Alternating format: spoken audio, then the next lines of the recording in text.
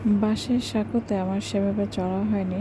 এবার গ্রামে যে বাঁশের সাঁকো পেয়েছিলাম, এখন খুব বেশি একটা দেখা যায় না, তাই একটু চেষ্টা করলাম হাঁটার। খুব ভালো হাঁটতে পারছিলাম না, যেহেতু আমি অভ্যস্ত না। তারপরও নতুন অভিজ্ঞতা নেওয়ার জন্য একটু চেষ্টা করেছি। আপনাদের এলাকায় কার কার এলাকায় বাঁশের সাঁকো আছে, কমেন্টসে অবশ্যই জানাবেন। এটা আমাদের অনেক আগের গ্রামের যাতায়াতের একটা প্রধান মাধ্যম বলা যায়। এখন ব্রিজ হয়েছে, অনেক কিছু হয়েছে।